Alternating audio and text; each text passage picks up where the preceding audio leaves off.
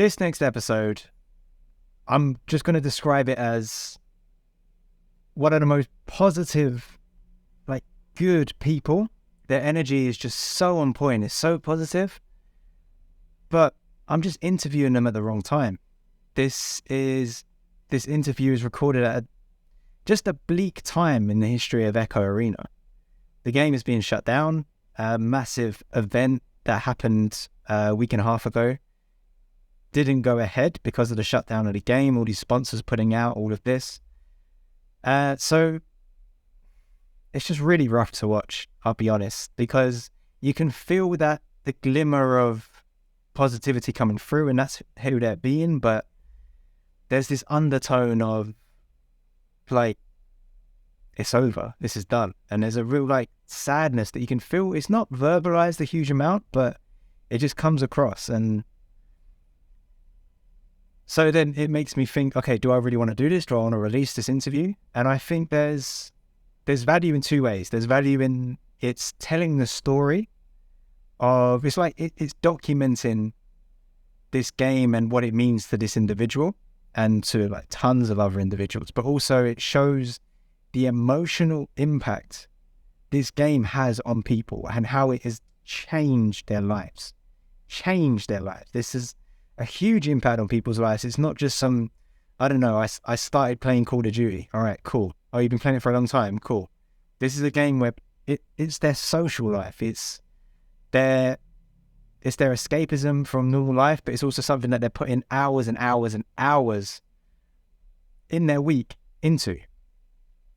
It's more than a hobby in that way. It's their social life. And to have that gone away is rough. You'll see in this video, there's a particular point that I remember because I'm recording this just after having done the interview. There's a part where I'm trying to be positive. I'm trying to take that positive stance, but you can tell it the way I'm saying it. I'm sure watching this from a third person point of view, it's uncomfortable because you can feel like I'm trying to keep it positive, but it's just not. It's just really sad. The game's ending. It sucks, and this is really a time of mourning to deal with where we are. In the greater scheme of things, and I elaborate on this later in the episode, I think there's an incredibly positive way to look at this. And yeah, keep watching towards the end to see what I have to say about that. It's something that I've said numerous times. It does feel like it's going on deaf ears. People aren't really connecting with it. Maybe it's just the climate. It's not the time for people to move on. Maybe people just need their moment of mourning. That's just my opinion. I'm rambling. Let's get into it. This is Cool Whip. Oh yeah, we recorded an interview before in person in Toronto. It was amazing. It was super positive. It was amazing. Incredible and emotional and funny. And I messed up the audio. I've recorded like an hour and a half of footage of us talking, but you can't hear anything. It's really annoying that I messed up. But nonetheless, we have another interview for you right now, and we're going to head into it right now. This is Cool Whip. Let's get into it. Cool Whip. Yo, How you doing? man, I'm doing great. I had a great day at work. It's been a great week. A couple weeks ago, I went to St. Louis for LAN. Yes. It's been a great month. Like the All right, let's hype start off with building up that. to it, you know. How was St. Louis? Louis. St. Louis, it was awesome. Shout out to Smooth and Sweet Yeah. Potato and Psychotic and all of them for throwing together that event basically within 10 days. I mean, you know, whenever NEPA announced that they were canceling, you know, Yeah. it was it was it was a shock to everybody. Yeah. Everybody. So, um, for Let's get you Smooth just Riding to in a step little bit. up, Sorry to interrupt you. Just like for here. for Smooth Riding to step in, you know, Yeah. and you know, do all the logistics within the time and to just throw something together for us as a community for people who couldn't, you know, get refunds or change their flight or, you know, get anything from it and they still wanted to come and participate and hang out with their homies and, you know, man, it was 11 out of 10. 11 out of 10. And it was so cool to go and see people and it be their first land experience because I remember what it was like for me, Yes. and it was so cool for everybody, to hang out. And man, the finals were insane. Finals were insane. So Oh, it was so just this was hype. a proper, well, not like this was It like was an a actual tournament. tournament that. Oh Yeah, wow. we had a LAN event. Smooth Ride threw together this pack. I mean, like, listen, it went off. I casted a lot. There was a lot. We all Yeah. rotated in and out. Um, it was a solid event. I mean, it was just, and it wasn't like, how a lot of lands have teams that submit that are like Ignite, people that are huge. This land, there are people of that caliber there, but Yeah. we're all random teams, Yeah. so it was really cool to see everybody come together and, like, you know, play at that caliber, at a LAN event. And dude, the parent support was so crazy. It was so good. It was so nice to see people's parents supporting them in something they love. Yeah. Even if it is a video game, man. It was really a wholesome experience. What was the numbers in the end? How many people? But I think it was between 60 and 70 Oh right. Yeah. tickets sold, spectator and competitor tickets. I believe that's what it was. Right. Okay. And the tournament was, so how did you work that out? Was that 8 teams? I believe it was. I Nice. believe And it was this ended up streamed? being Is 18. this saved It anywhere? was Can we streamed. like? It is. It was streamed on Viridis Media, so it's all Yes. on their Twitch channel. Um, so that was really cool. But yes, everything is logged onto their Twitch, and I'm sure they actually have a YouTube. I think that they back everything up too, also. So. Nice. And what I really want to know is how's the after parties? The Cool Whip after Man, party. you know what? You know what? Can you believe it? There wasn't one in the hotel room. No. Not this, no.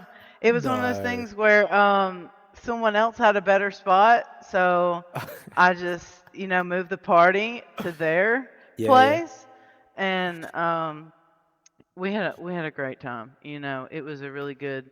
It was one of those, memories. Just Yeah. another life experience that if you haven't experienced VRMLCon June, you gotta experience it. And it's not just gonna be Echo, it's gonna be Yeah. anything VRML related. So it's gonna be an insane experience, I believe. Yeah, it's a big deal. It's going to be a real farewell to the game, and I mean, it should be one of the biggest lands like ever, right? Gotta The be. It's turnout we're gotta expecting be. here. How many people that didn't go to NEPA land that have prioritized Right. going now too, and people Mm. that couldn't have afforded it now have extra months to save, man. And Mm. Psychotic and all those people. I don't know everybody that's at Veramel that's worked on it, but I do know how vigilantly they worked to find places that would be affordable. That if Mm. you share, if you split a room with somebody, it's around like $80 a night per person. So I Yep. know that logistically they've worked their tails off to make it as affordable as possible for Yep. people in this community because they want them to experience all that we've experienced over the past like 2 years. Yeah, I'm really looking forward to it. I've booked my flights. I've booked the hotel. Had a little look on Google Maps of the area. It's Oh, nice. so stoked. Oh, so stoked. I can't wait to see you. It's going to be so good. Oh, we had such Yeah. a great time in Toronto. Yeah. Oh, man. Yeah, I Yeah, that can't was wait. really cool. And I at can't wait. Tyro. First met you Yeah. at Tyro. Yes. Oh man, that was a great land too. That was top, top. Mm. That was great. I just love traveling as well. And I was looking at Same. Colorado. I was looking like around Denver, Rocky Mountains. There's some really cool like sites nearby, like really close. Like you drive half an hour and you're at these like incredible places. I Yeah, can't like wait. rent a car, kind of like Yes, when you get the, yeah, 100%. I'm gonna be there. So I'm flying in on the Thursday. The event, I think the event's Saturday, Sunday, right? Yes. Yeah, so I'm gonna be there a day early, and then I'm gonna stay for another 3, 4 days afterwards as well. And we've got See, I'm road trips going. I'm planned, going visits. early. I'm going Ah, Monday to Monday. I'm going the Monday before to that Monday. what time do you fly on the Monday home? Fly out. Yeah. I think it's like 5 p.m. It's a Okay. later flight. I try to fly later.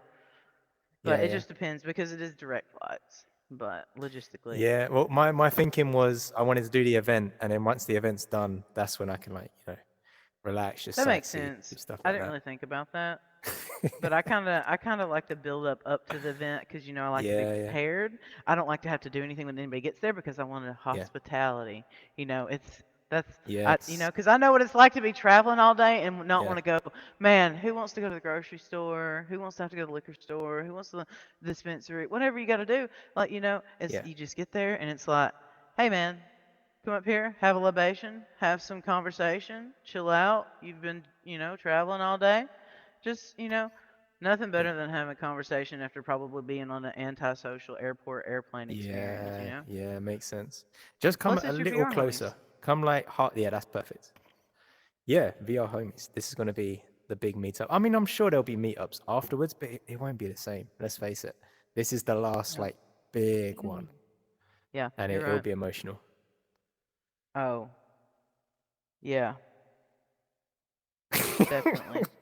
Well, listen, I haven't really processed it, Okay. like, because obviously I've been involved with the Fight for Echo campaign, Yes. but also like we spoke a little bit about this in the first scuffed interview, like what I do as far as work and how Echo was really important for me because I travel for my job. It's Mm, emotionally draining to constantly have to make friends when you have to leave after 3 months. Um, it's hard to say goodbye to people that you know probably won't ever have the opportunity to go back. yeah. And you know the past, I don't know, almost 2 years, um, playing Echo. This has been my community, my friends, my social interaction daily. Yeah. This and Discord.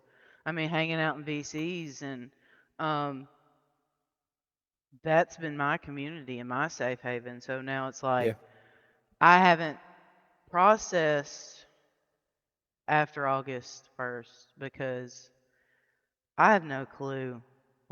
Because I can go ahead and tell you since January 29th when it was announced, Mm, we were supposed to not quit playing the game, but that's what's happened, sadly. And I can tell you, people that I spoke to in VCs every day, people that I played Echo with in Privs every day, pubs, like, we haven't spoken in weeks. And mm, so, that's a tough pill to swallow for me, because the true people, that are your friends stick around. And I'm yeah. thankful for those that are still here, such as yourself and a small group of other individuals. Um, But that's been really hard for me to process because, like, I can't talk to anybody here about it because they don't understand Mm, the impact, or it's just a video game. Like, they don't understand the impact it's had on my life and the person is cool with, you know, and it's hard to not get emotional. yeah. Yeah. Have you been able to communicate with anyone outside of Echo, like anyone close, and they like genuinely like, oh yeah, I get it. Yeah. Okay. That is a big deal. um Or is it just too hard to like um communicate it?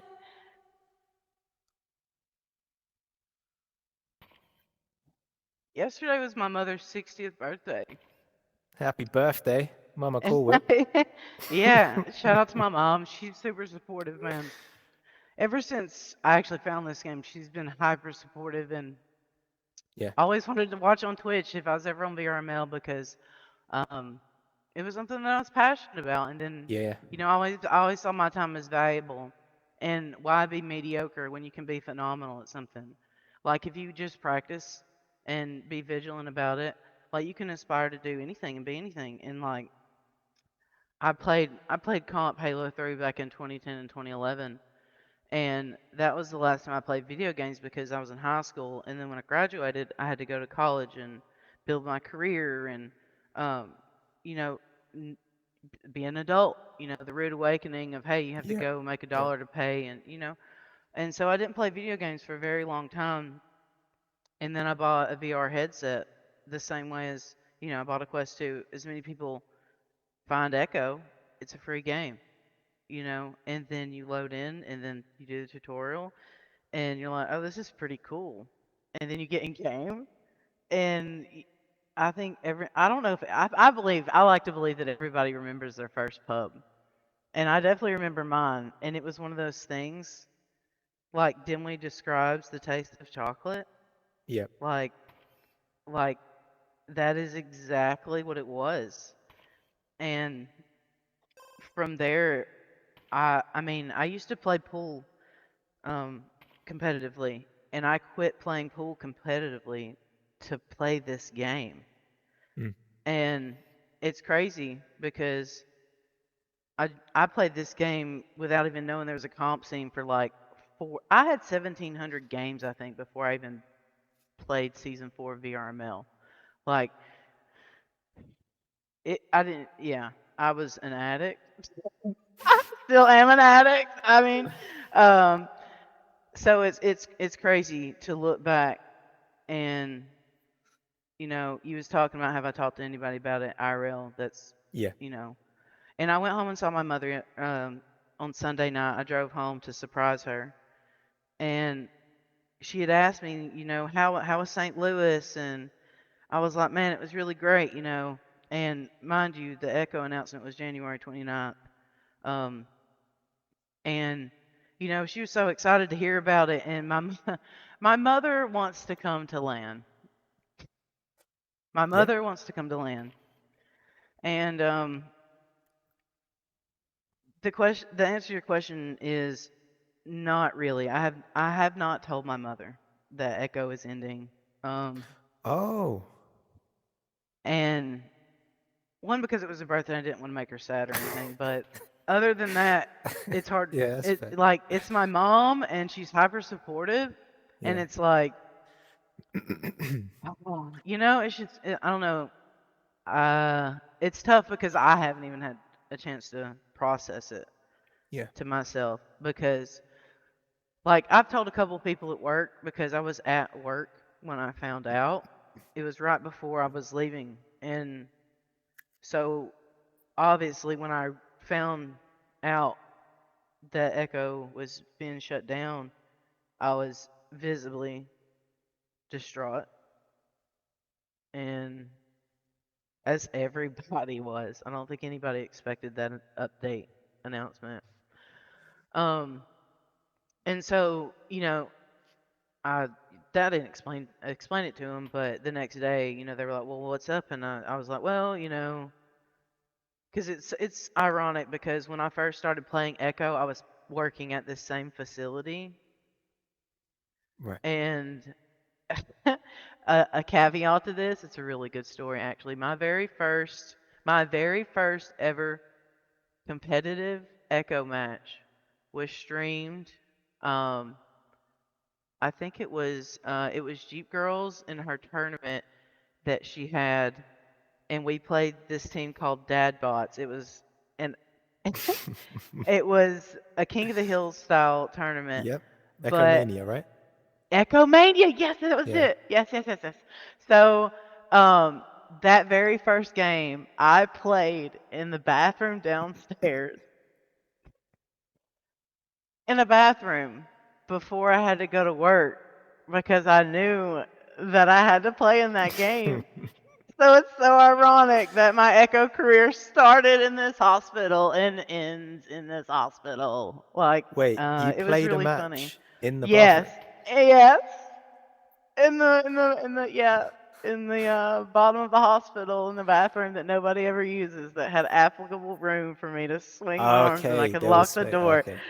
Yeah, so Right. it was a single toilet room, but it was like a 13 by 12, and I had my mat, I had a backpack, and I just put my mat and I drew my guardian with my quest, and it's so crazy. It was right beside the security office, but Could you put a plaque? You finished that job now? Have you moved on?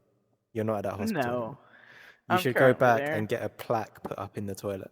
Cool Whip's Oh, first ever competitive match. oh man, I don't. Uh, I try to keep these two lives separate, to be honest, my personal and VR life, as much as I can. So, Yeah. yeah.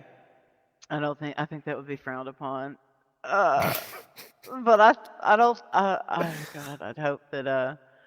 Yeah, they'll probably never see this interview. So that might be that is a caveat. But I thought that it was very ironic that I found out that Echo was ending in the same facility I worked in whenever I began Echo, and so it's it's it's just been crazy. I I don't know. I have so many emotions because, like I said, I haven't been able to process it myself.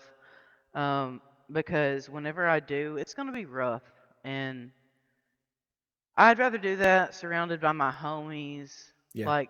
Like, that's where I can grieve, where somebody understands what I'm going through. They can help. We cope together and, um, find solace with each other. And Mm. because just us talking about it in game, it tears me up. And man, August 1st, it's not far. It's not far.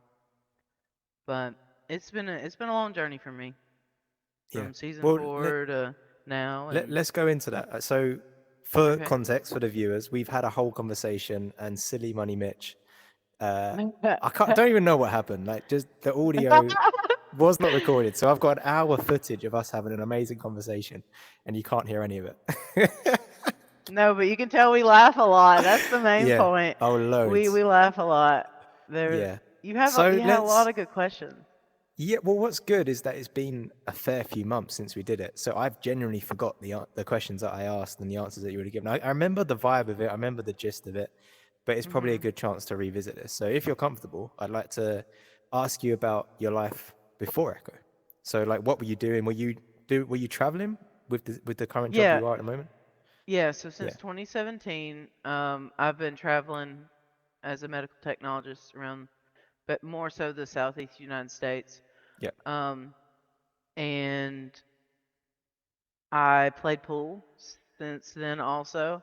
Um, Played it competitively, did tournaments, and in March of 2021, I went to Tampa and competed in the U.S. Women's Amateur Oh Pool wow. Tournament Championship and finished 12th through 16th there in the United States in the women's division.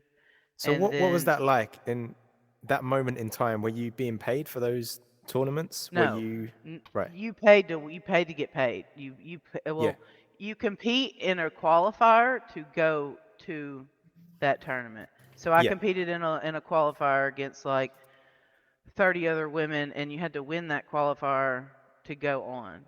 And Yeah. so I won like the regional or whatever, and ended up getting the spot to go to Tampa. And it's basically you play this format, um, Mm. and I mean it's a whole competitive scene, but you do have to pay to enter. You pay to play, but Yeah. there's a prize. There's money, money involved, trophy, all And that, all the in shebang. like a parallel universe with no pandemic, if you carried on with that, what would have been the next step after Tampa? Would it have gone international at that point? Or like what's the next? After well, really, it's just playing professionally. Then Yeah. after that, so you have the Moscone Cup, which is basically the best 5 people in the United States versus the best 5 people from EU.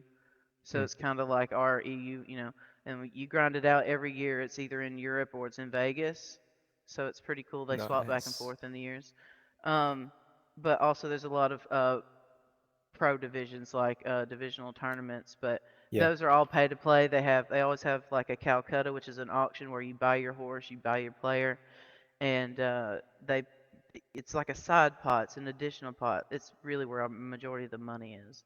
So it's like you buy your horse in the race, and however far your horse gets, if they get in the money, Yeah. if they pay you half of what they bought you for, y'all split that Ah, pot. yeah, yeah. So it's a it's a whole nother world I never anticipated to be in. Let me just say that. I never thought I, that I would be learning to play pool at 21 and then finishing out at like when I was 27. That's when I've I got a finished question playing on pool. this. So you know in New Yeah. York, I think it's Washington Park, there's Okay. chess hustlers. Do you know about this? Uh-huh. Yeah. Yes, Is there an equivalent in the pool world where people hustle? 1,000%. Yeah. 1,000%. Did you ever consider that as a career?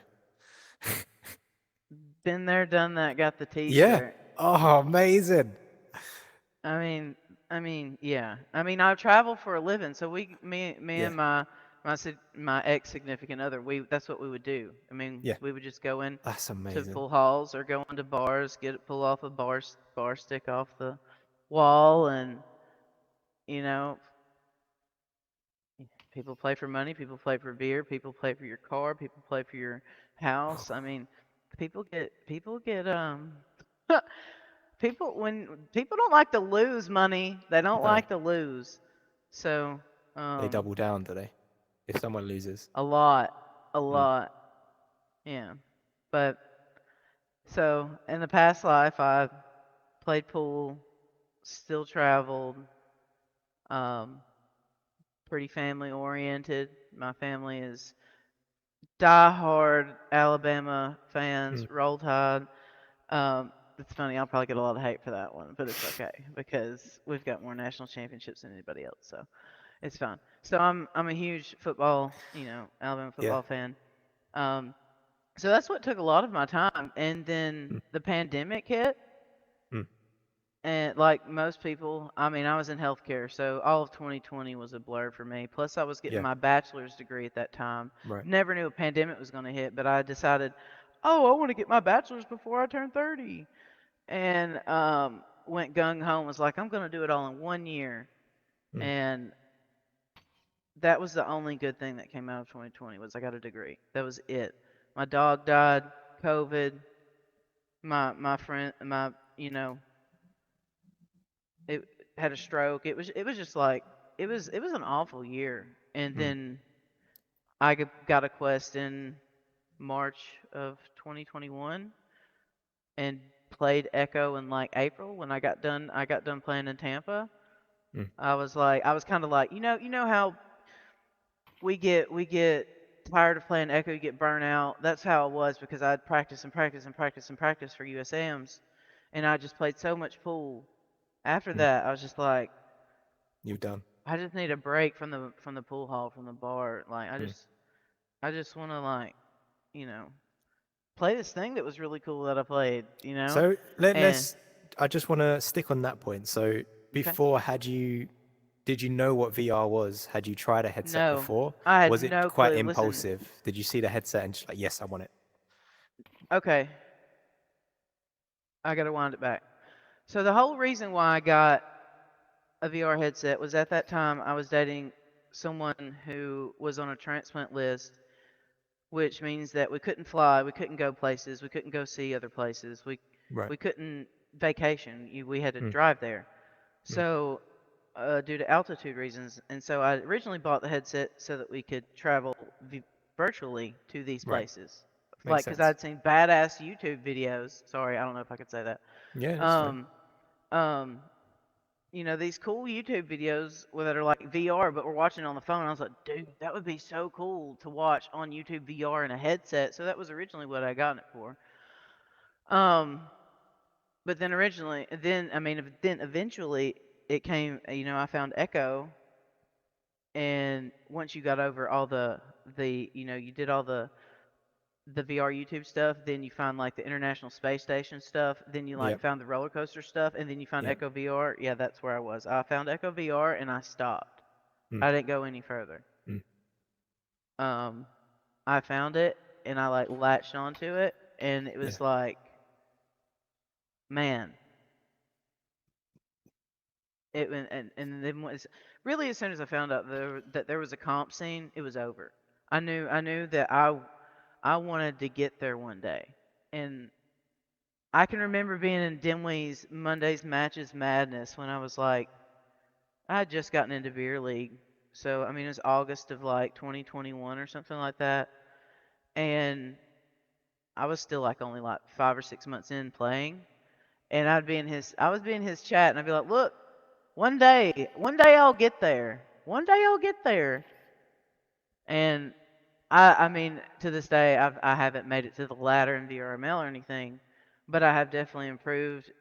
I mean, enough to get drafted for AAA Yeah. and to play in professional New York Kings matches and get paid to play. So like, I mean, I've definitely added value.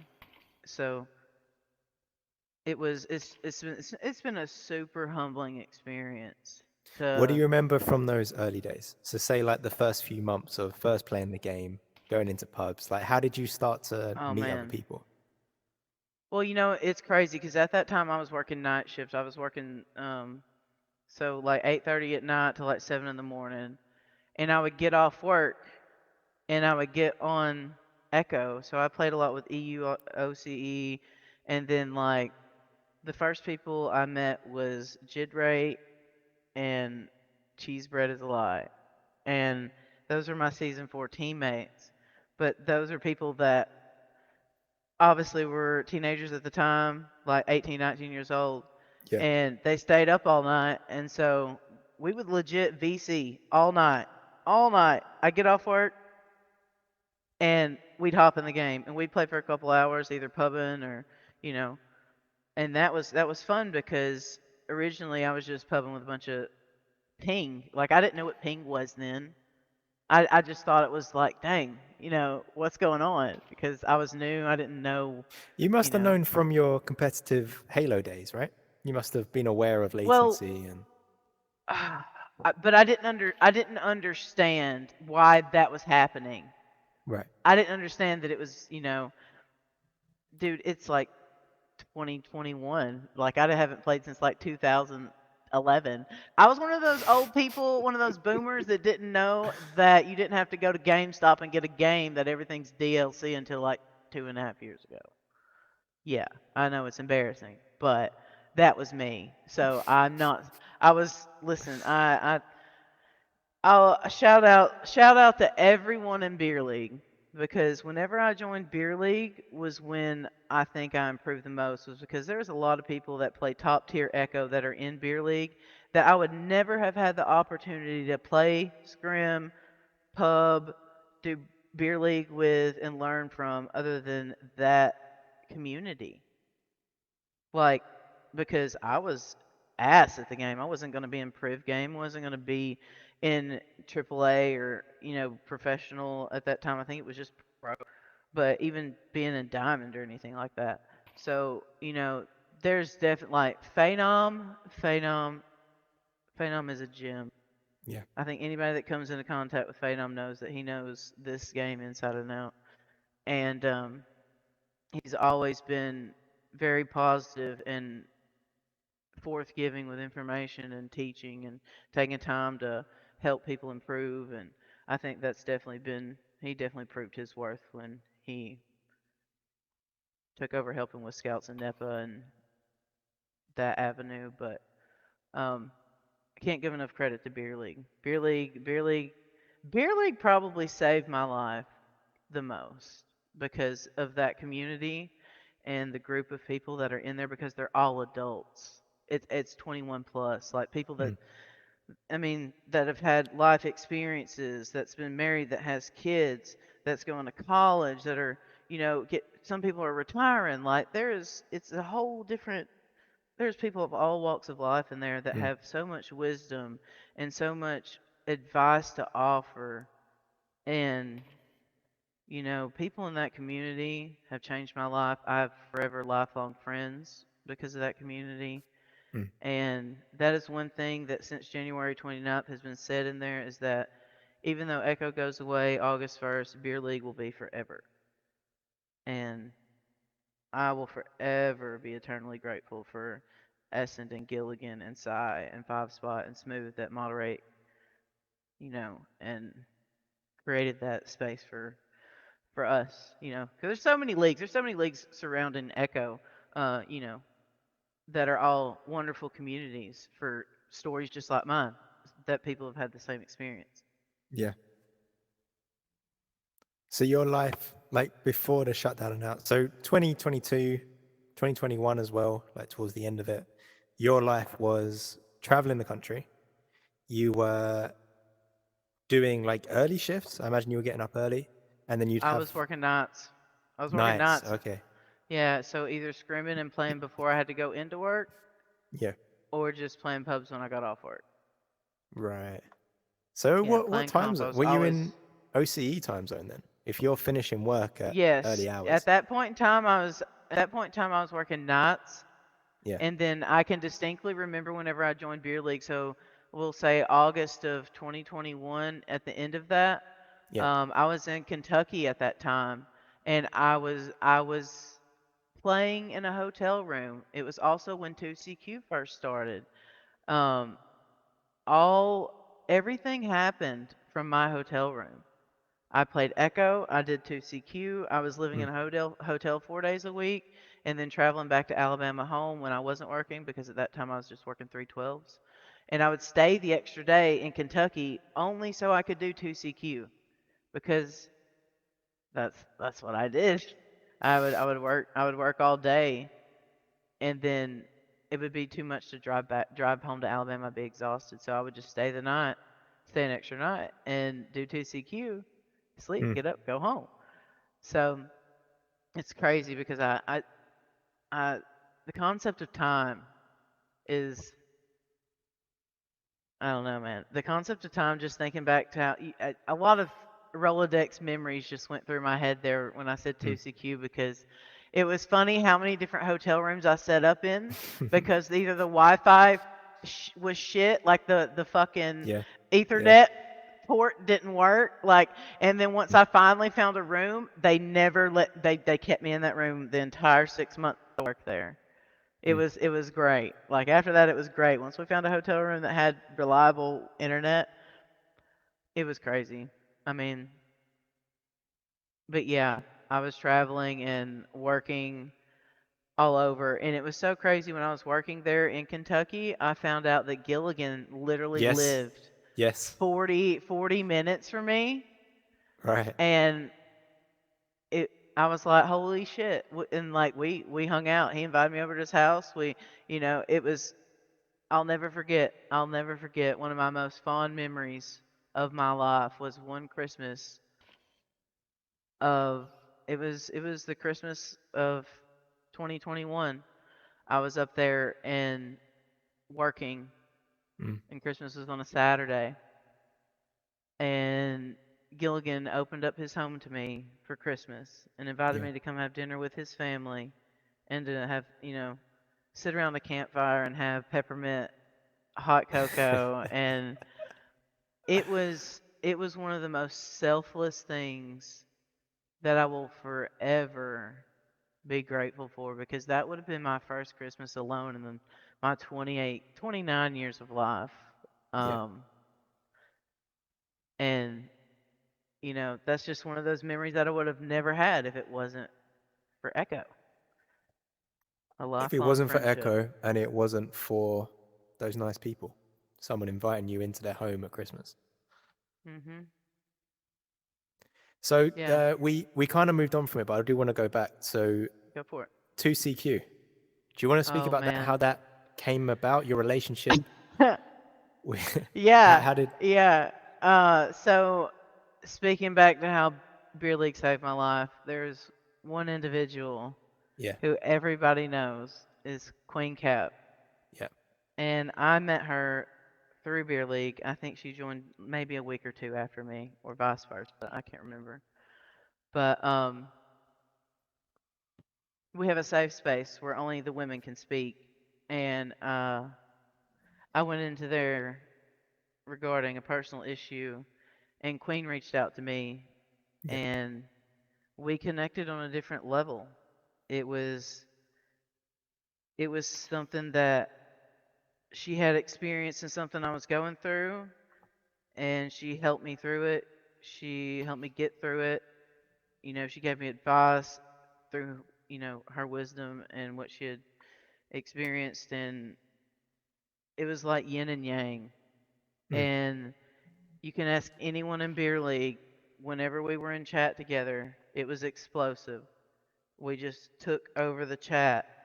And then one day, I think it was Big Rome, said something in beer league. Somebody give these to a podcast. Like, get them out of general chat. Like, and then Gilligan's I think Gilligan had already been thinking about creating Viridis Media, but I think that he had that light bulb and saw, like, dude, people would probably watch these two on camera because they're fucking crazy together. And they're hilarious. And there's no filters, no bars hold. Like, it is Nice. just straight up transparency. Yeah. And Gilligan was like, I'll do it. Newton Dad was like, I'll produce it. Queen was like, I'm on. I was like, I'm in. And I tell you what, I mean, it was like, I think we were like the pilot or the pioneer pilot, whatever show for Viridis Media. And it was basically, 2CQ was where me and Queen, we had a 2-segment show for like 30, 45 minutes. The first half, we would just shoot the shit, catch up after a long week of not hanging out with each other because we both have jobs. We both have real lives and priorities and stuff going on. And so 2CQ, the first half, we would just shoot the shit and catch up with each other, catch up with our viewers, our followers, people, who were interested in what's going on. And then on the second half, Oh no. Is that me or you that's gone? Oh no. Was it me or you? What? One of us went for a good 20 seconds there. What do you mean, went? Was I frozen? Was I like this? No. For me, you were frozen and you stopped talking. But then maybe you couldn't tell with me because I've been pretty still. What was the last thing you heard? Talking about shooting the shit for the first so-and-so. Okay. So 2CQ was a 2-segment show, and the first segment of the show, it would just be me and Queen catching up after a long week, interacting with our viewers. They could ban a word, truth or dare us, ask a question, say this, all the redeemable channel points. And we just catch up after a long week. And then on the second segment, we would usually have Echo related people on. But not just Echo, we would have VR related people on. We've had a plethora of people just involved in VR in general come on, but majorly being the Echo community, because we wanted to shine light on all of the Echo community, not just VRML, not just NEPA. We wanted to have people from all avenues. Whether So it was what kind of people Disorient would or you go for outside of Echo? outside of Echo, we had from collegiate esports, we had on Purple Raven, Neon Purple Raven from the CVRE. No. Yeah, she's involved with all the collegiate VR sports that have Echo teams. She's the one, like people who are in college that want to play VR esports. If your college offers it, that you have the opportunity to play collegiately. We've had on, oh man, that's just one. We had on Tyler, who was a VR just enthusiast. He had a VR podcast, and Echo. He actually knew Vacant that played in AAA. And they went to church together, and he covered Echo, did a podcast about it. We've also, who else have we had on?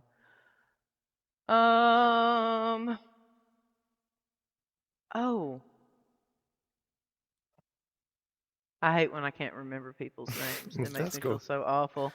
But we've had a plethora of people outside of like Echo community that are just in VR in general. Vivian from the Colettos also does VR Respawn, I believe. Okay. But also someone outside of the Echo community that played Echo a few times and then got interested in it. But we had a plethora of people. We've had a whole everyone from master players, down to just people who wanted to be on the show sometimes. But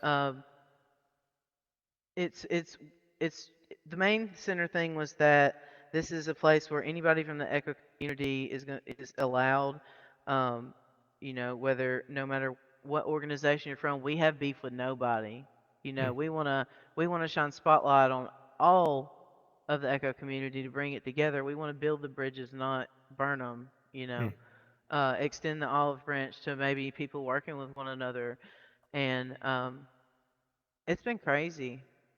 I think we did this. We did 2CQ for over a year before we canceled it, and that was so fun.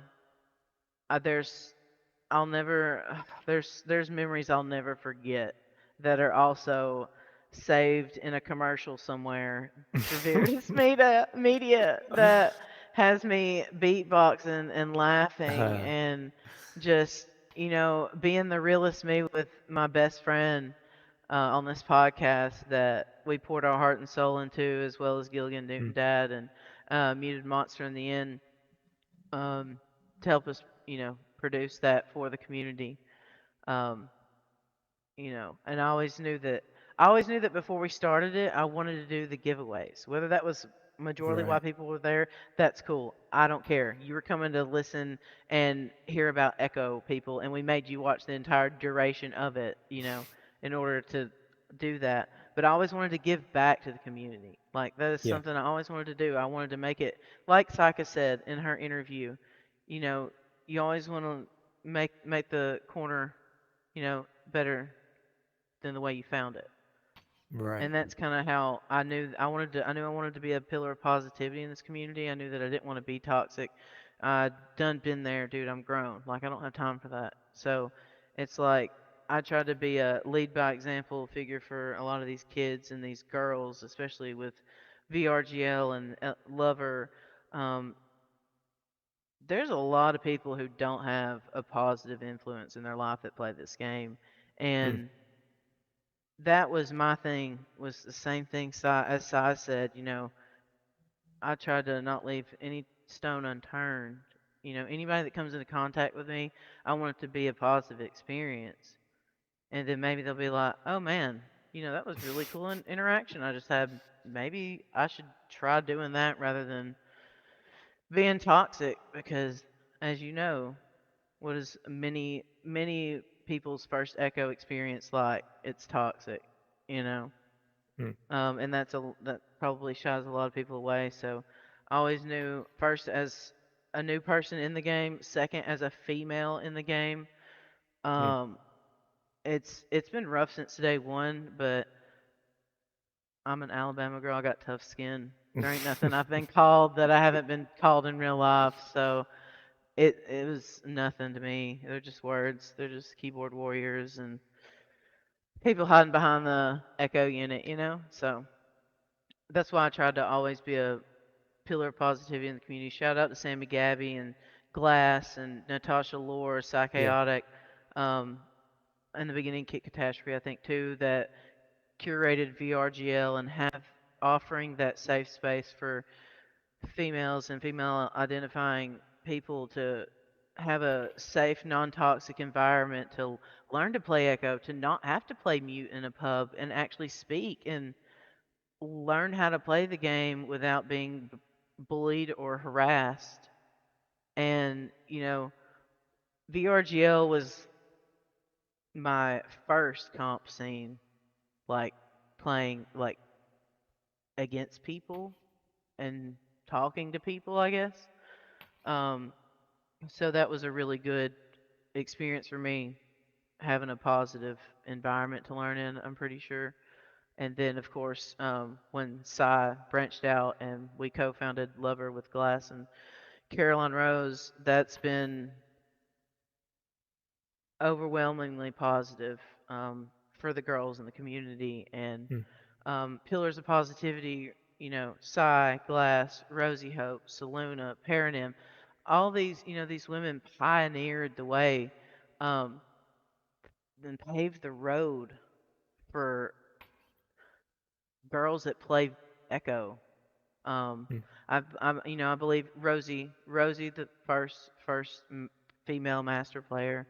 Saluna's, I mean, they're all goated, and Paranim, they're all like Mm. preseason, season one, and so they've paved the way for us, and they've led by example. They've had to go through all those traumatic experiences that I, you know, unfortunately had to also go through, but I knew what I expected.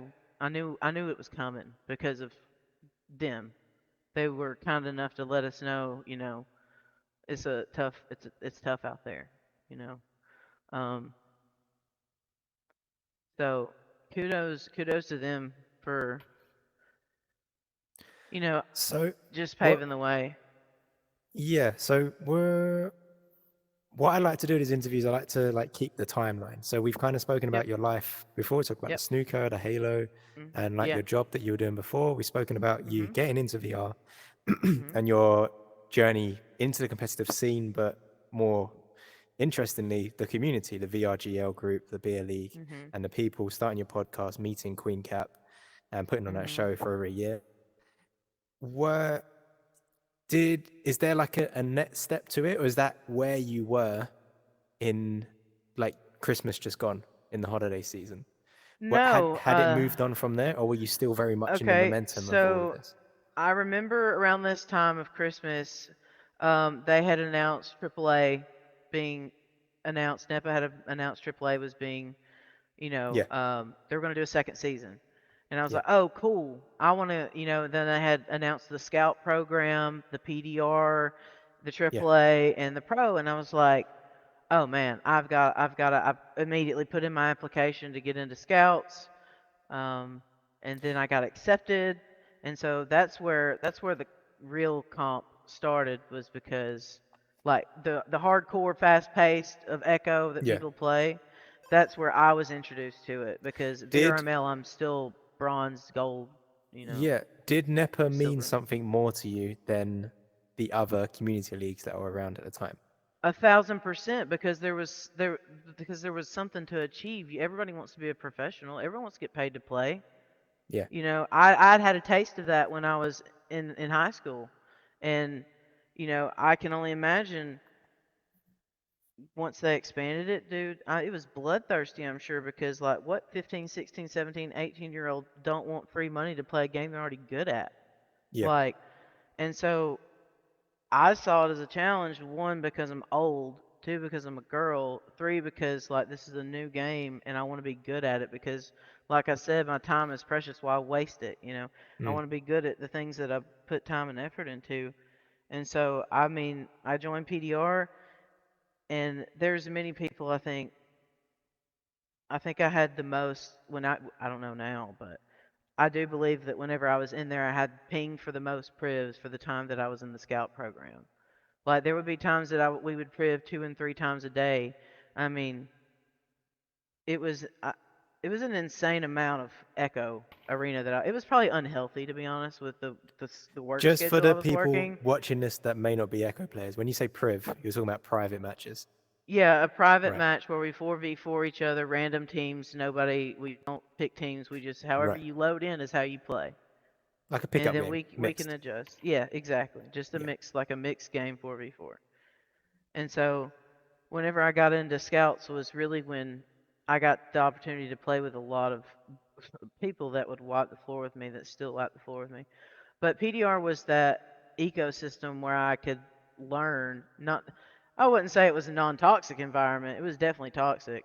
Um, but where else would I have the opportunity to play that caliber of play? Not in pubs, yeah. not in my gold scrims I was having.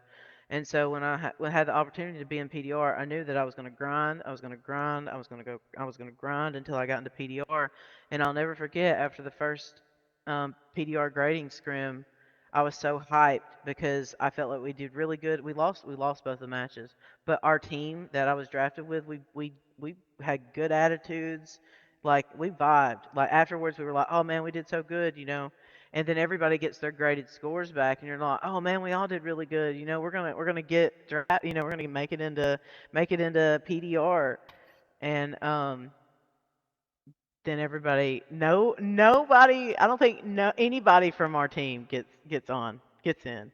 So we're all like heartbroken and just like, man, we thought we did so good, and um, unfortunately, none of us made it, but that was the fire. That was the fire that was lit under our butts to, like, we're not, no, next time we're getting it. Next time we're getting it. And I was so heartbroken. I called Queen. I cried. I squalled. I was so upset.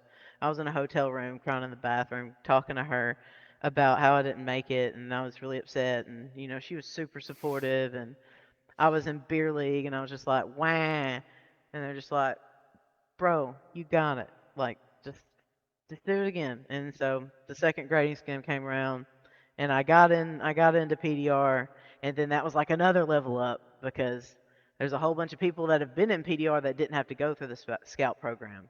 Mm. So then it was like I leveled up again and had a whole nother ecosystem of incredibly insane Echo players to learn from and play with. And um and from that time, man, James, Matthew, JDG, Nah, like Swag War, there's been people that I would have never had the opportunity to play with, much less learn from. Well, let's move it on. I mean, unless there's something that Okay. you really want to get on record and you want to say maybe about VRGL, or is there any bits that we missed there? I definitely want to say something about the season 2 Scranton Royals. Goddamn. Okay. Yeah, go for it. Yeah. Okay. So I made it into PDR, and then they did the second draft for season 2 of AAA, and Yeah. I didn't anticipate being on the screen the entire time for the draft. It was me and Dimwee. I thought I was just doing interviews of the players that were drafted after they were drafted, Right. but I did Okay. not end up doing that. I ended up doing the entire draft with him on screen, and then I was drafted in the last round on screen, and so that was incredible experience Oh, because wow. I never expected to be drafted. Especially last round, everybody's like, we got 5 picks left or something like that, and then I get drafted, and then originally James was the team captain, but not even halfway, Chaotic took over, and we did a redraft, or not a redraft. We ended up picking up more players because people were kicked or people quit, didn't show up, whatever. And we ended up picking up, it was me, Psychotic, Mistake, Babs, and Dewup. Halfway through the season, we were last place, next to last place. We won our first game halfway through the season. And the chemistry and the bond that I had with that team is unrivaled to any team I've ever been on. We hung out in VC outside of Echo. We talked outside of Echo. We Snapchatted each other outside of Echo. We were friends inside and out of Echo, and it was insane friendship that we would not only be in last place, like next to last place halfway through the season, and at the end of it, we were finalists together. We came back as a group, defied the odds, and got there because we put in the work, we put in the time, we put in the effort to get there. And I wouldn't have rather have done that with any other group of people than the season 2 Scranton Royals. Shout out, they were forever, you know, hold a special place in my heart because I learned so much playing Comp Echo in AAA at that time. And NEPA giving that opportunity to so many other people like me, and it was a good experience. For the people watching this that will never know what that's like because they've never played the game, they might not get around to playing it before it ends. Can you describe that, what sounds like camaraderie? Like, can you describe that experience to someone that doesn't know Echo? That's exactly what it is. It's like you spend so much time with these people Mm. inside the game for a common goal, which is to have fun and win and get to the end. And everybody wants to be a champion. And so you grind and you put in the time and the effort. And when everybody has a like minded goal and a like minded drive and attitude, Mm. and like I would like to believe that I was the antidepressant of the team. I was the loudest, I was the hypest. Like everybody knows KFC. I like to think that I'm the female version of KFC because I'm loud all the time, every time. Any land I've ever been to, I've lost my voice if I'm playing. I Mm. mean, it's it's crazy, and I feel bad for people that will never experience that kind of camaraderie and familial love that you curate for people that you play a game with. And it's even Mm. more humbling and when you meet them in person and get to hug them and say hey and Mm. in real life. So I feel bad for people that will never experience that, but I do have hope that they will find that kind of love and passion doing something else in their life that brings them joy. So I'm gonna inevitably bring the tone down here. So the game is shutting down. We've had the Yeah. announcement. We've got Five at Echo. We flew an aeroplane around Menlo Park for 3 hours, and Mhm. there's no conversation really to be had. There's Yeah. obviously there's positivity moving forward, but the game as we know it, this where we are now, this is going to shut down. This won't exist after a certain date, 1st of August 2023. There are going to be copycat games. When I say Yeah. that, people are basically trying to remake the game, and then they Right. will skin it differently or whatever they need to do to get by Mhm. the Right. IP Right. restrictions. So Yep. it will live on in some way. There'll be other games that come out that may be a little bit different, but still zero gravity. Right. But the game as we know it is shutting down. It's unavoidable. What are your I mean, you can't at the beginning of this, you described where you're at the moment and processing and Yeah. just Yeah. dealing with that this massively positive part of your life is ending out of your control. But what, just to try and push at a more positive angle at it, what are your thoughts about the future, or are you not even there yet? Are you thinking about the next steps and how? The first 3 weeks after the announcement were very rough Mm, because uh obviously that announcement, but also NEPA got canceled like all in the same time, and then you have Fight for Echo, which is doing all the positive things to do the flyover yeah. and everything. Um, I was so hopeful in the Fight for Echo campaign and stuff, but where I really got hopeful and the glimmer of hope and the one little proton that sparked everything is David Newbelt, Rad David. Um, you know, pioneer for Echo Arena, Lemming. You got And just people that are for another again Axiom. for the viewers that aren't like heavily involved, because I know everything you're talking about, I completely Right, know. Like I'm right, immersed in this world. But if right. someone's watching this now, what just to give a high level, what is NEPA? Why did it shut down? What did that mean? Okay, NEPA was the professional esports organization that offered, um, I believe, I mean, 64 professional players to get paid to play this game, Echo Arena, and then Mm, they all 16 professional teams had their own respective 16 sister teams that were unpaid, but also another 64, how many ever people dedicating time to the game. So it mm, was all basically, I can compare it to major leagues and minor league baseball.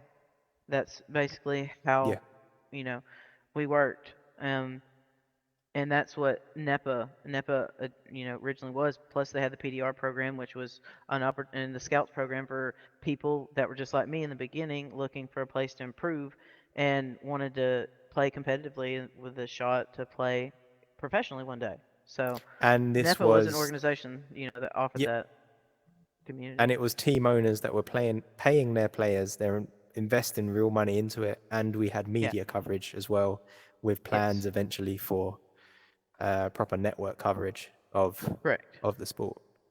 Correct. Yeah. So Everything. Yeah. yeah, well, I mean, thank you for doing that. I wanted to give the proper Yeah. the For framing of sure. that, and then do you want to talk about the event being cancelled and then what happened next? Yeah. So unfortunately, I was casting a AAA match prior to the announcement Mm, being announced on that exact same cast, and heard the announcement, and there was no way that I was going to be able to cast after that because mm. you know I I was distraught. I just didn't want to do that, and so I had to process that because at that time I think it was 3 weeks away, 3.5 weeks away, and Mm. that's all I was looking forward to because like I travel for my job. I was looking forward to seeing my friends, Yeah. hopefully casting Echo, helping, do a charity event for you know, these women and heroin, drug abuse, and it was a event that a lot more people would have had dedicated to go, and players, and a lot of logistics. And whenever that announced that it was shutting down, I think that was really just the last nail in the coffin for a lot of Echo players, because that was just the first domino of the line to come, as far as then people weren't going to play. We're going to go on strike because we want these players reimbursed for tickets that they bought that they're now unrefundable. We were going to, then it went from, okay, since that happened, AAA's canceled, and it was just like a sequence of events that negatively impacted that ecosystem. And so, I mean, today it's not even NEPA related, the server. It's just all the people that were in there now have everybody can play with everybody. Everybody can still schedule scrims. It's still a place. It's just basically a scrim org. That's basically what we use it for. To either play privs, find mixed scrims, find team scrims, stuff like that. And we can still priv with our homies and stuff. But there's no comp scene in that anymore. So. And what happened? It wasn't last weekend, was it? It was a weekend before. So Yeah. what ended up happening? All these people that already had their prepaid hotel and flights. What did the community do? Smooth Riding from Annex Fate, along with Sweet Potato and Psychotic, joined together logistically and basically threw a LAN together within 10 days with what they were Within 10 given. And days. I believe it was 10 days. I could be wrong, but I believe I saw 10 days in a chat somewhere. Plus or minus 2-3 days. That's still Maybe. 10% of the time that other lands have been planned in. People For spend there a to have year been planning on 60 that. to 70 people to show up, still, Yeah. that's a success. I mean, 100%. I'm so glad that people got to experience that, because if it wasn't for those core people to pull it up by their bootstraps and be like, hey, we're going to do this. Let's, plan it out. And they did it, and they pulled it together, and it was a state-of-the-art event. You would have never known that they threw it together in that little time. I mean, damn, Smooth had banners and merch and stickers and all kinds of stuff for people. It was a phenomenal community. Like, it was I can imagine how bittersweet that must have been for a lot of the people who probably won't be able to go to Denver. Like, how that was for them. Yeah. And so that's also, kind of a double-edged sword. But props to them for doing what they could for the community, because their hearts hurt for us. Like people that Smooth I believe was in PDR, but like he didn't participate. So it was really cool of him to basically say this is gonna happen. I can't let this community of people just go down with the sinking ship. Like, class act right there. That is Those are the incredible. kind of people that you make friends with for life.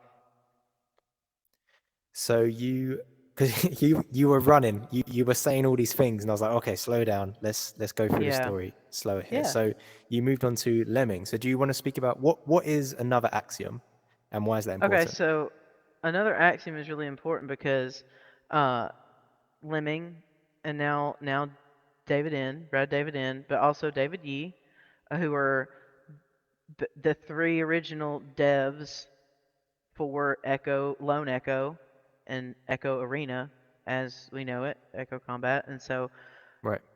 Those people, Lemming left Brad, created another axiom, created Gorilla Tag, and brought on David Newbelt within the past year. And then David Yee left, who worked for Oculus, but also was with Rad, I believe. All go, together. And, we all, as a community, when we found out Echo was ending, we were obviously very, very sad. But at that time, I don't think that we knew that we had people that cared like we cared, trying to develop a VR, another zero gravity VR experience to look forward to. So Yeah. that's where I was going with that, because it's not just those three.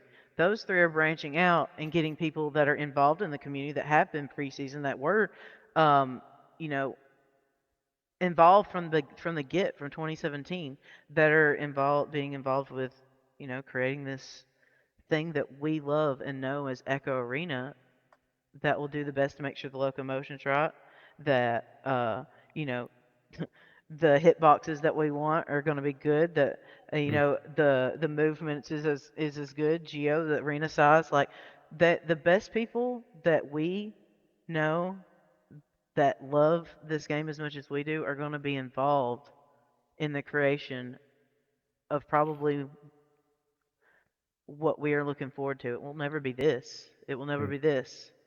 But we have something to look forward to with them creating, Guerrilla Arena or Echo Arena 2, or I don't know.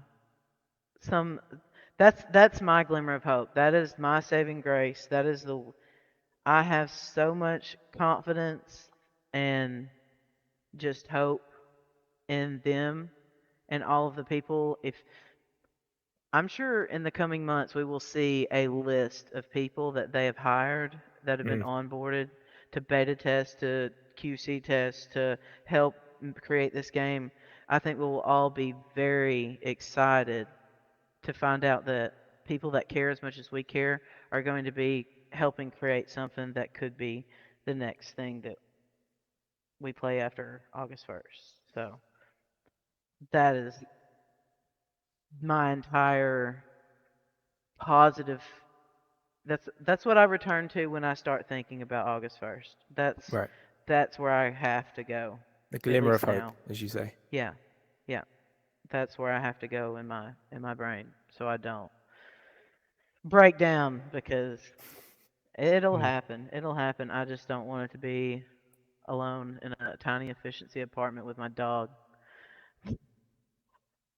So It will be with everyone you know in this community in Denver on the yeah, second. Is it second, third? Yeah, second, 3rd of June yeah. in I Denver. I think it's actually the third and the fourth. Whoops. I Okay, have yeah, no. 3rd of all.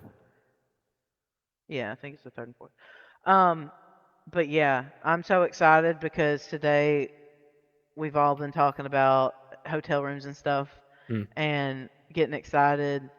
And I turned 30 this year, so I'm like, and my birthday is in early July, and I'm like, All right. all right, this is the we're gonna. I kind of want to celebrate my birthday at LAN.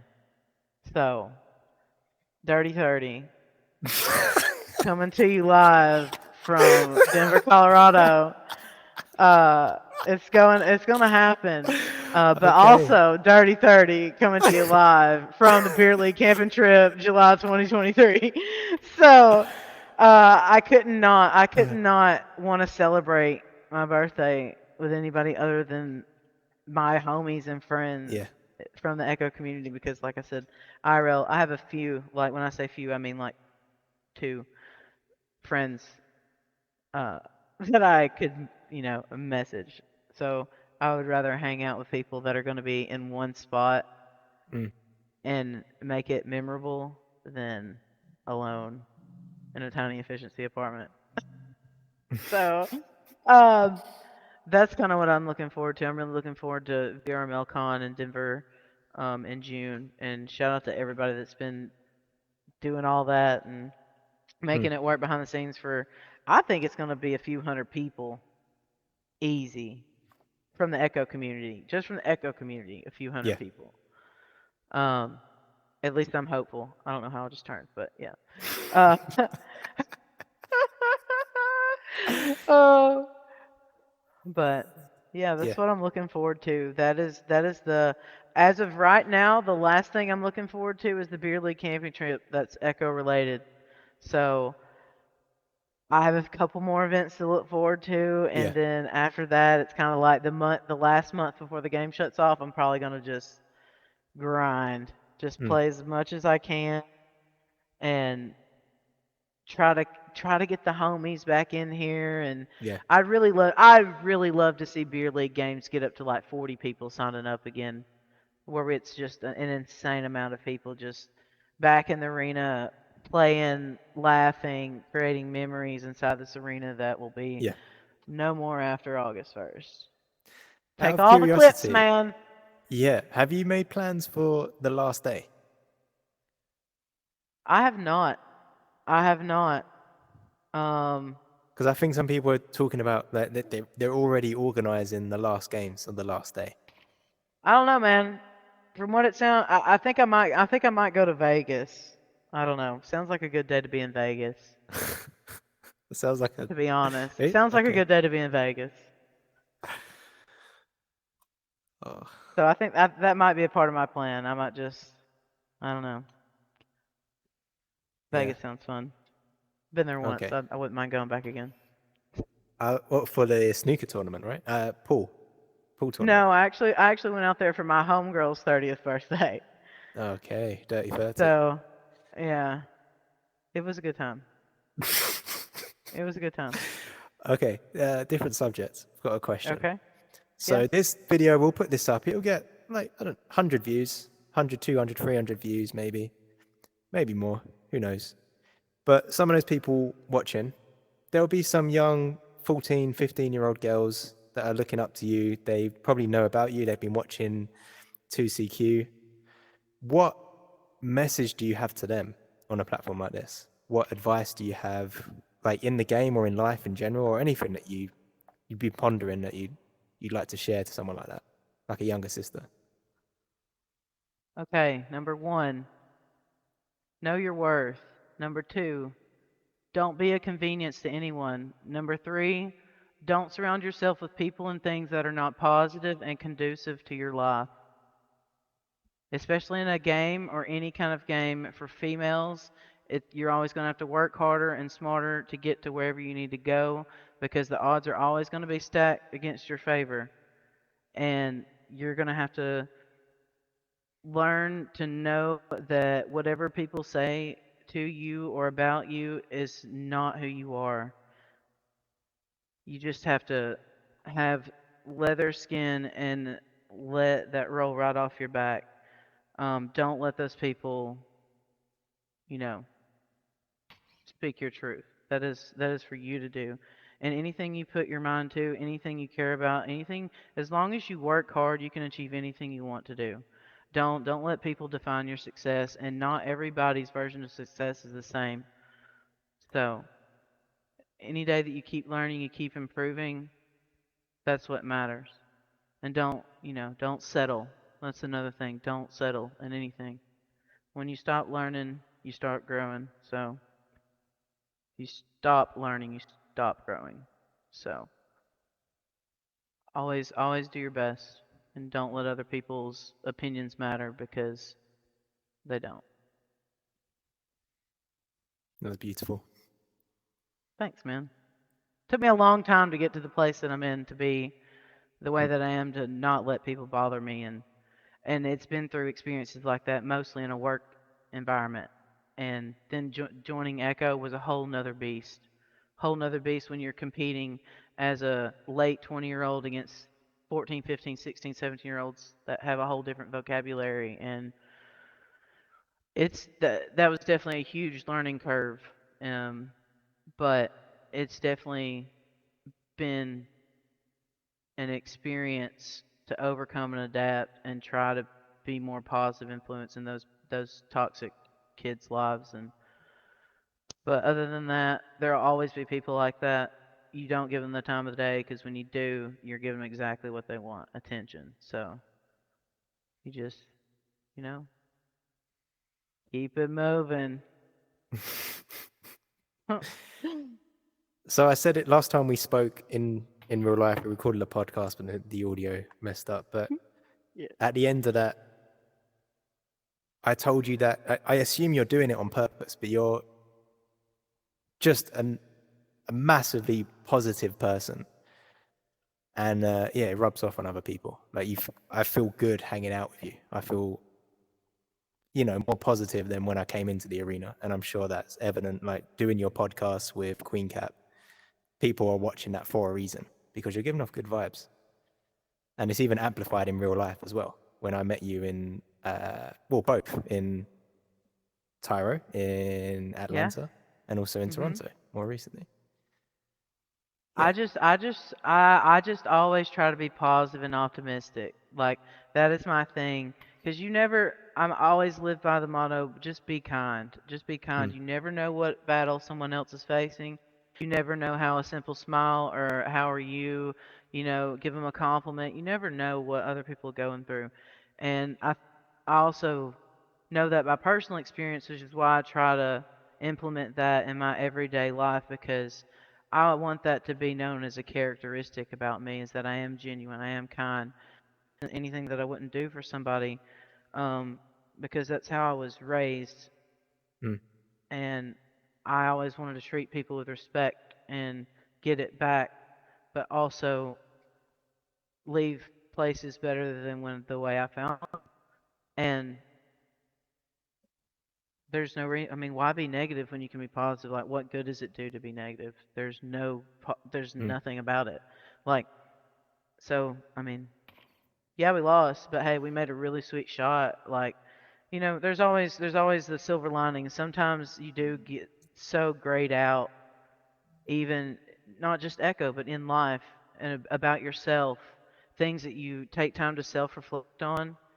You know, it's those little victories, those little things uh, that make them a success, and you need to be more positive and appreciative of the little things.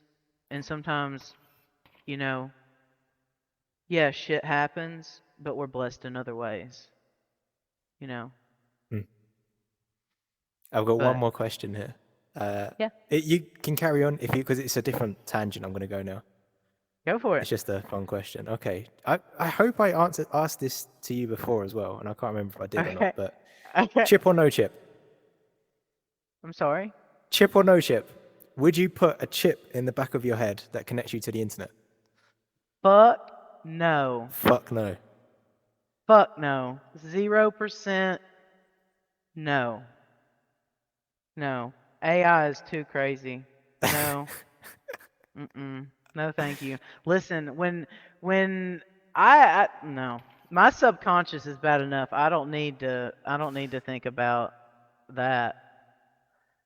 0% would I have a chip implanted in me. No, I wanna die the same way I came into this earth. This is it. This is it. I don't know. No implantation for me. And that's a real disgust. You're like, no, keep that away from me. 0%. I don't want any kind. No, I don't. Why? The VR, like maybe I just think there needs to be a line between reality and virtual, artificial. Like I don't think that I need any kind of enhanced technology implanted in my brain. No. I would I don't even think I know there's people that cryogenically freeze their bodies in hopes that one day they can be reawoken and have their and listen, that's people's opinion, but I'm not one of those people. I don't have any interest in having any kind of technology alterations to my body. Um, Do you so quite enjoy no. being unplugged? Do you like just taking the headset off for a couple of days and having a barbecue or just being out in the real world? To be honest, Or not no. particularly? To be honest, well, I mean, like I said, it's been a grind to get to where I am. So like, Yeah. all of my free time that I've ever known Echo, I've given all of my spare time to Echo, Yeah. whether it was playing here, scrims, 2CQ, like just putting. I didn't I only modded for VRGL, but like those, like I've really poured. Then I think that's why I'm even known in the community is because I just want to be involved. I just wanted to be involved and got into do whatever I could to help. Um, and I just, yeah, I that's I forgot where I was going with it, to be honest. Well, I feel that it's just shit. It is what it is. I can tell like how much this game means to you. I can tell like there's a big cry that's on its way. That's Oh, about to it's come, gonna and be I feel like ugly. It's gonna be ugly. It's gonna be snot filled, and I'm yeah. probably gonna have a zebra cake in one hand, a blunt in the other, and a shot of Shaking. tequila. Yeah, just man. Yeah, it's gonna be rough whenever it does. Whenever Yeah. like I've had spurts of it, like I with you, I try to keep it at bay Mm, because like if I do like whenever everybody's doing tribute videos and stuff, and we're in VCs watching these on Twitch being released, I remember being in headset. mm, I was in my headset about to play a priv, watching it from my headset, and it's just tears at mm. like streaming, and it's awful. I don't know. I really feel bad for the OGs that have been here since preseason. That's who I feel really bad for You don't because feel I like an have this OG kind of love. yourself? I don't, not at all. I've joined in 2021. I was way after the fact. Um, I don't at all. No, I feel bad for all those preseason people that have been playing this game for the entirety of the almost 7 years that it's been here, and Mm. I feel. Well, cool. I can tell you that, okay, maybe you're not like a OG as in you started playing the game in 2017 on day one, Mhm. and you may be a questie, Mhm. but the I'm amount on of CV1 hours I'm now, sure but. you've, oh, that's pretty Yeah. serious. You've put a Mhm. lot of time into this. And Yeah. I mean, of course it means all of this to you. And it's completely valid for you to feel so crap about it going away. And I can feel like, because I love to keep this positive as well. I love to keep this show positive. I like to spread a message of positivity. But it's just not a positive moment. It's And not. It really it's is rough to shitty. say it. Yeah, Yeah, it's shit. it is. Talking about CV1, the only reason I swapped from Quest to CV1 was to improve, was to move Yeah. up, and I did it all at the end of AAA season in the last like 4 games where it really mattered, and Mm. it's been a journey. I mean, it's really been a journey. It's been full circle. But the links you go to get good at a video game is I mean, listen, I supplied the community with CV1 cords for the last like year. Yeah, yeah, yeah. I mean, people can't find cords, and I don't know. Rift stuff's not supported anymore, so you basically have Mm. to look elsewhere to find materials. So Well, to leave it on a glimmer of hope, I will say the Rift, it came out in 2016. It's an old piece of kit, and the reason it's so hard to get pieces for it is because there's been 3 generations of headsets that have come out since. This yeah, game but is it's the best built for for. Echo.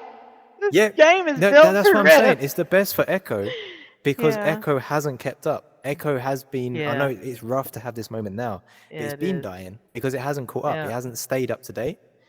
yep. And I think what's So happening right. now, it just needs to happen. It needs to, we need to rip that band-aid off that this game exists for a different era of technology. And the next game to come along, it will be built for the headset of the time. Whether that's this Yep. year for the Quest 2 or if it's for next year for whatever headset becomes the dominant then.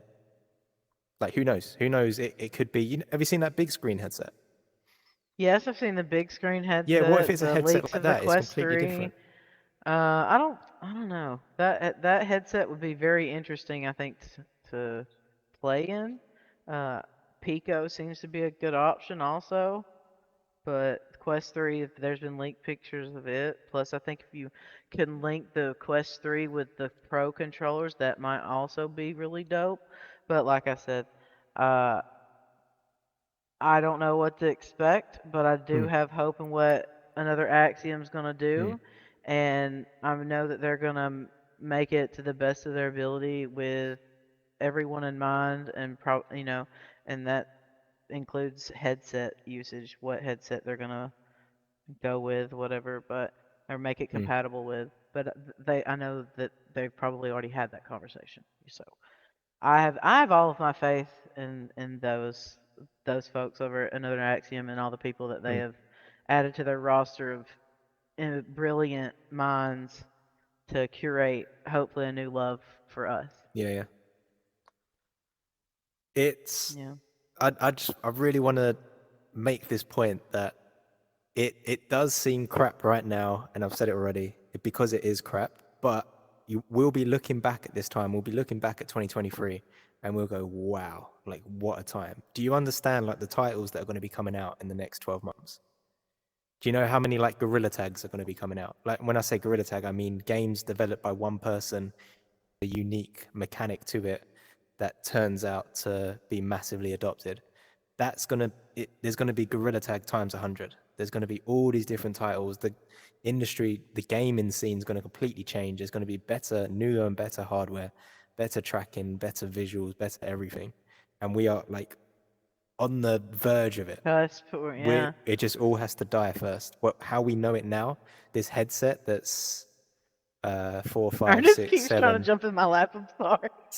My dog keeps trying to jump in my lap. Yes. I've interviewed someone with a dog, a cat, 2 geese. Yeah.